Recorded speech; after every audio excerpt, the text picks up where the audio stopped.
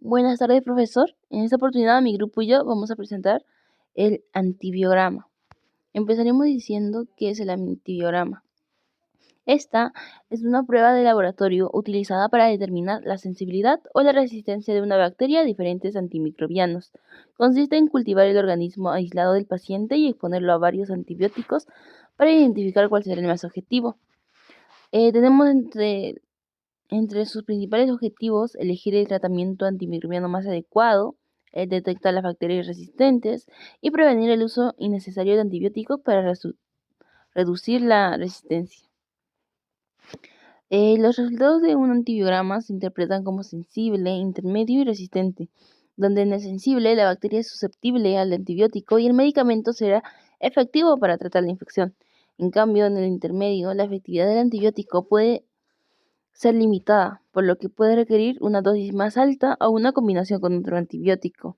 Y por último, tenemos la resistencia, en donde la bacteria no es afectada por el antibiótico y este no será un efectivo para tratar la infección.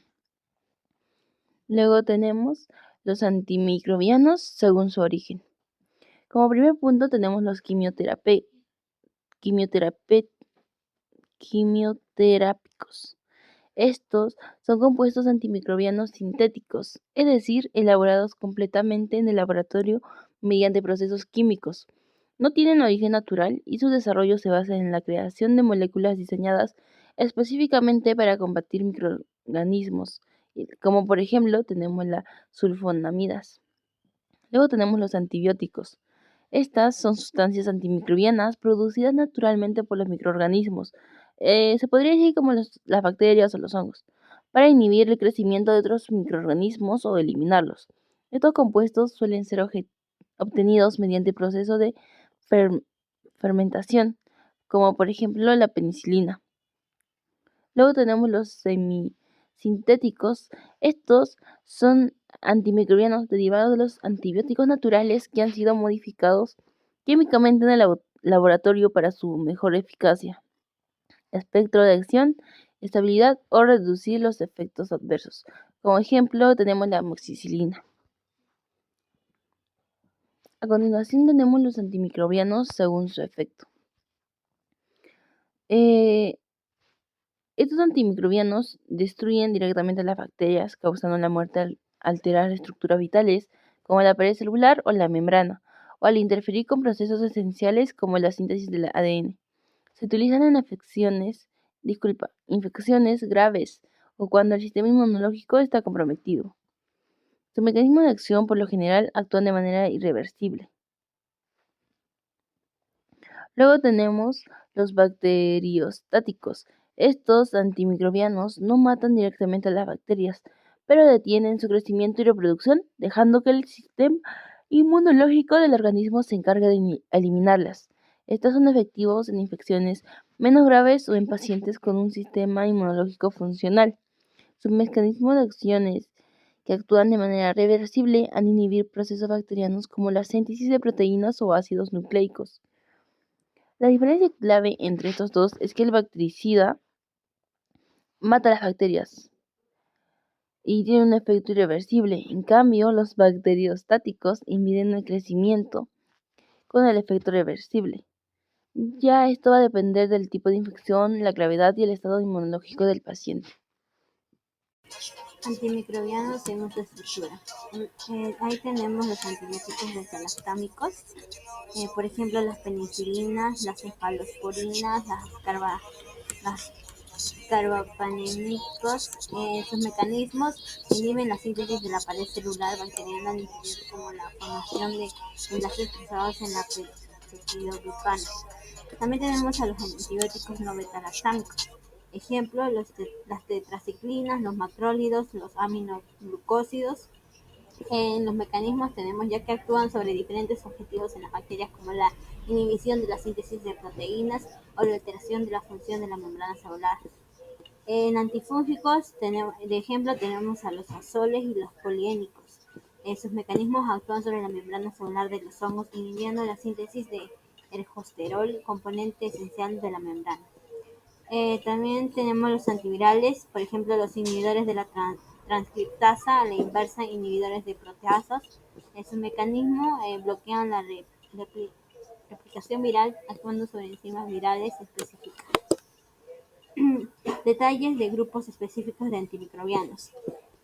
Tenemos antimicrobianos con estructura beta-lactámica, antimicrobianos macrólidos, antifúngicos poliénicos y los antivirales.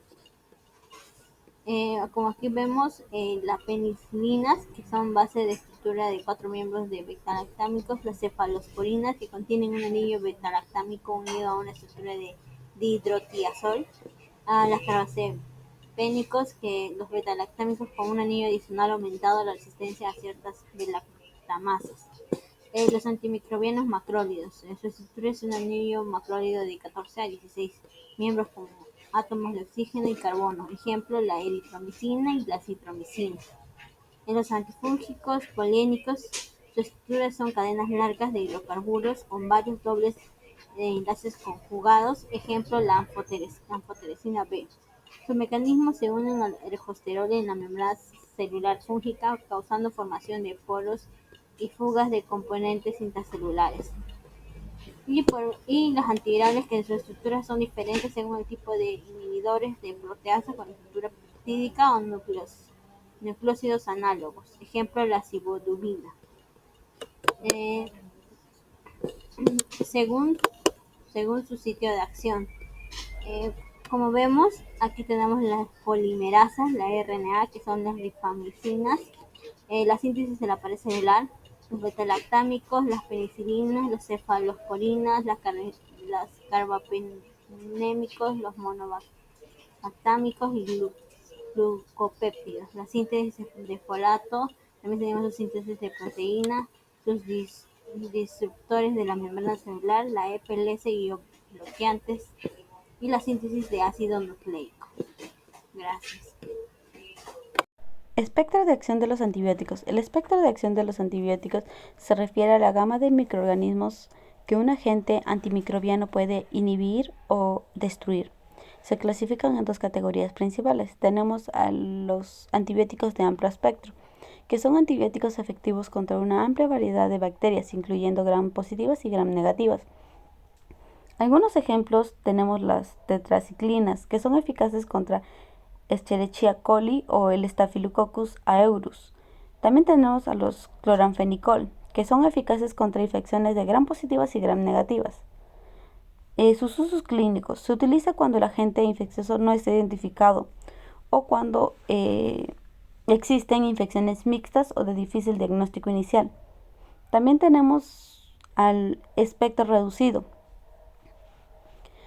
Son antibióticos efectivos contra un grupo limitado de bacterias, generalmente más específico en su acción. Algunos ejemplos tenemos a las vancomicina, que actúan solo contra bacterias gram positivas, como Staphylococcus o Enterococcus. Sus usos clínicos. Se utilizan en infecciones donde el patógeno ya está identificado. También cuando hay menor alteración de la microbiota. Después tenemos a los mecanismos de resistencia bacteriana. Tenemos a la alteración de las dianas moleculares, donde nos dice que las bacterias modifican el sitio donde actúa el antibiótico, reduciendo su unión y efectividad. Tenemos a la producción de enzimas inactivadoras. Las bacterias generan enzimas que destruyen o modifican los antibióticos, volviéndolos ineficaces. Tenemos a la bomba de expulsión activa, que es el sistema que expulsa los antibióticos al exterior de la célula bacteriana, disminuyendo su concentración interna. 4. Reducción de la permeabilidad celular. Las bacterias reducen la entrada del antibiótico al modificar las porinas de su membrana. Uso de las vías metabólicas alternativas. Las bacterias evaden el bloqueo metabólico de antibióticos mediante rutas alternas. Formación de biofilms. Las bacterias se agrupan en comunidades protegidas por una matriz extracelular que dificulta la acción del antibiótico. De resistencia. El mecanismo genético de adquisición de una resistencia puede ser la mutación de gen complicado en el modo de acción de un antibiótico.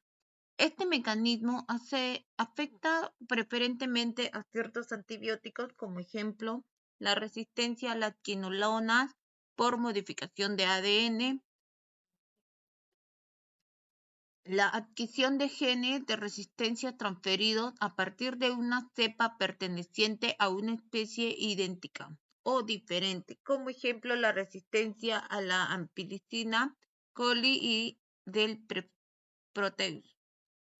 El mecanismo bioquímico de la resistencia puede ser una producción por la bacteria de enzimas que inactivan el antibiótico, ejemplo la penicilinasa de las estafilococos, lactamasa de amplio espectro. Una modificación del blanco del antibiótico, como ejemplo la modificación de las proteínas de enlace con la penicilina de los estafilococos resistente a la oxacilina, neumococos resistente a la penicilina.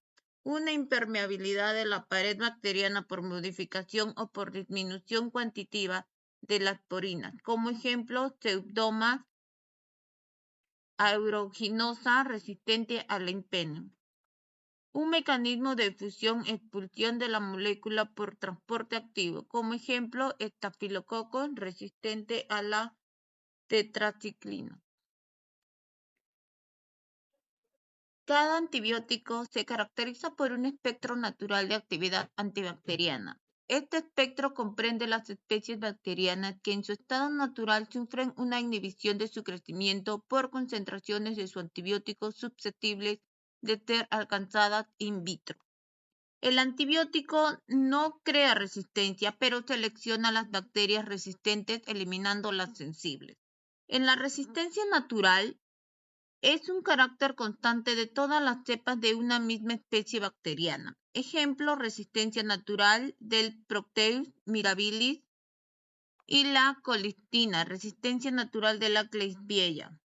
La resistencia adquirida es una característica propia de ciertas cepas dentro de una especie bacteriana, naturalmente sensible, cuyo patrimonio genético ha modificado por mutación o adquisición de genes.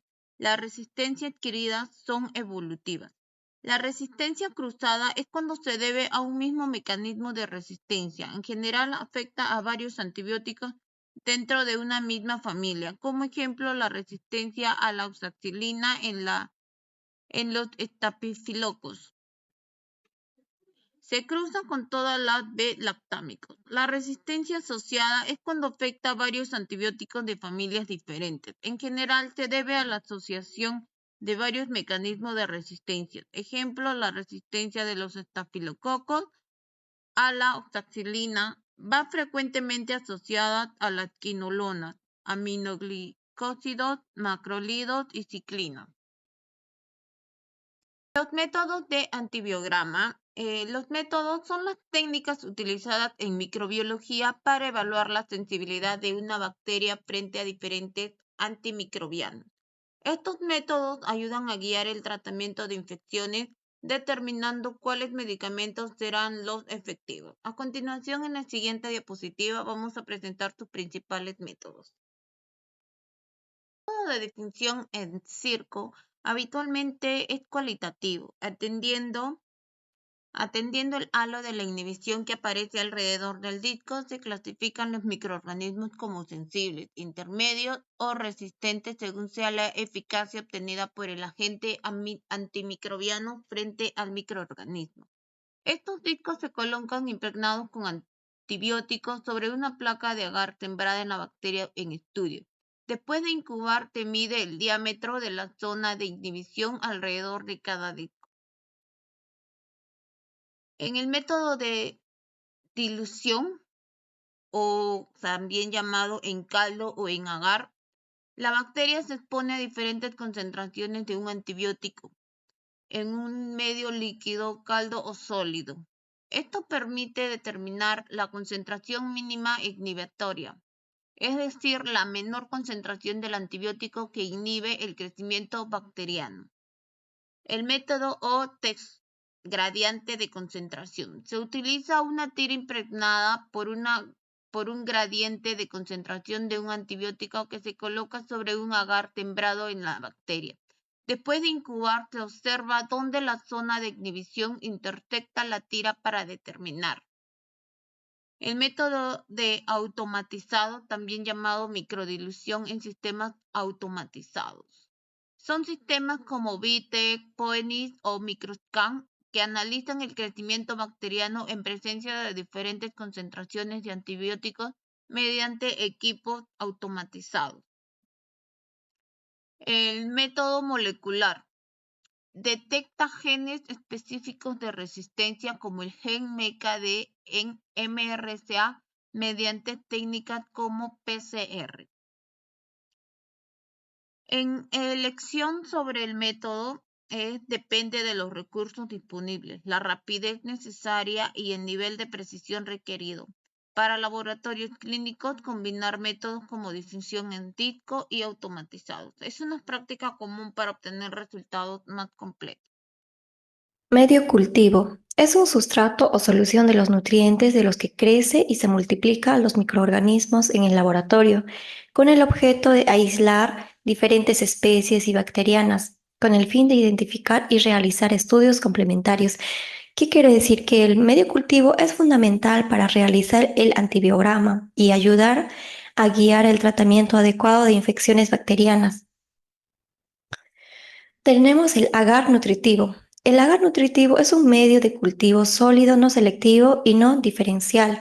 En este medio crecen todo tipo de bacterias no exigentes desde el punto de vista nutricional. Principalmente sirve para subcultivo de especies, mantenimiento de cepas, contagio de colonias como base para preparar agar, sangre, entre otras.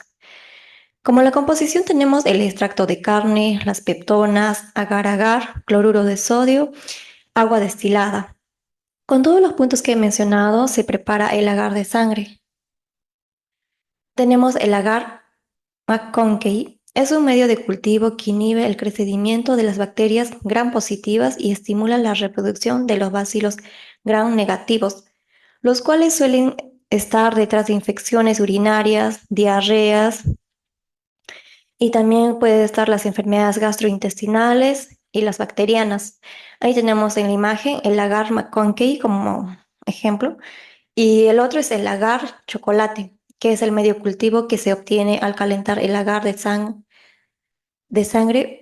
Él es más utilizado, es aquel en el que se añade vancomicina y distintos nutrientes para estimular el crecimiento de Neisseria, gonorrea y meningitis. Son bacterias responsables. Ahí en el ejemplo tenemos el agar de chocolate. Como procedimiento tenemos la preparación del medio. Uno, se utiliza el agar Mueller Hinton. Dos, el Streptococcus u otros de 5% de sangre desfibrinada al agar. Y como pH tenemos 7,2 a 7,4 y de profundidad es de 4 a 5 milímetros. El almacenamiento entre 2 a 8 centígrados hasta 4 días. La humedad puede ser normal. El segundo procedimiento que tenemos es seleccionar colonias. Selecciona uno o más colonias que deben ser idénticas y estar aisladas. Ahí en la imagen tenemos seleccionado las colonias. Como tercero punto tenemos la preparar el inóculo. Como el asa se emulsiona en un tubo con 1 a 2 mililitros de agua destilada estéril y el suero fisiológico.